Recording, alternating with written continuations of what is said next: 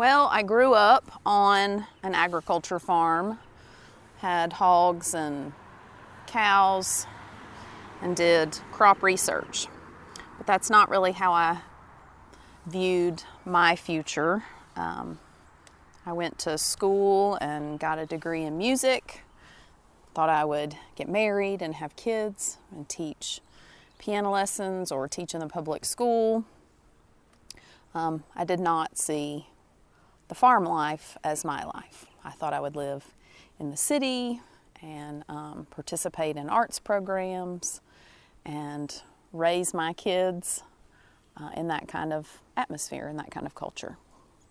So I did marry and live in the city for a while and have kids and taught school for 10 years as a choir teacher and played the piano in my church, helped lead worship, and then we moved to the country.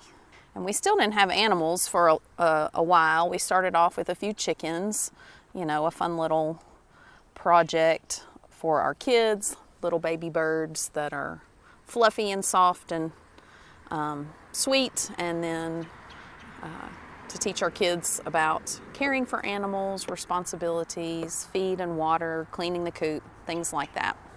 When we moved to our current location, we have about 6 acres of just open, grown-up property, and a man in our church had a couple of goats, and he asked if we'd like to have them.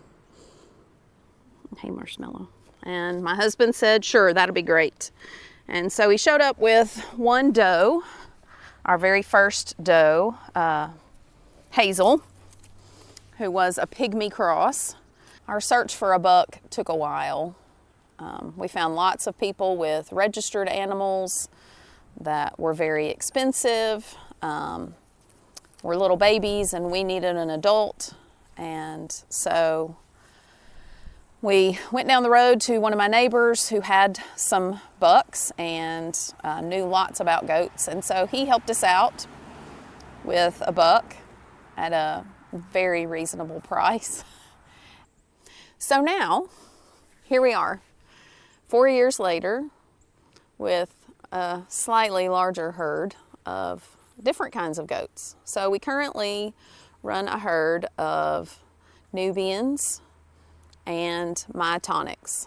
Those are fainter goats, the ones that you watch the videos where people honk a horn or make a loud noise and little goats just fall over. So we run those as well as some miniature goats just because they're fun and they're little. They're really good mamas. They stay small, so they make great pets. We have gone from a small barn that would accommodate 4 or 5 goats out in a pasture to renovating our very large barn that was already on our property when we purchased it. My sweet husband has given up some of his space to allow our girls a really nice place to sleep and to hang out. It also is much better accommodation as far as cold weather because we're able to have them all inside and close them up to keep them warm and dry when the weather here in north central Louisiana is not super cooperative. Our climate is very varied, as you can tell today. We're in short sleeves, my sons are wearing shorts, but just in a couple of days it'll be down in the 30s and we'll all be bundled up. And all of the does will be hanging out in the barn rather than hanging out in the barnyard. So that's how we got here. We started with a very small pen, a dog house, basically for accommodations for 3 goats. Paisley actually lived in this chicken coop for a little while until we could work out her relationship with Hazel. So now our very small herd of 3 has grown to 17 goats in all, 2 bucks and 15 does, and we're learning as we go. So join us here at T&J Farms as we learn about life and faith and raising animals and learning how to work the land to our benefit. And we'll have some fun too, because most of the time we're just kidding around.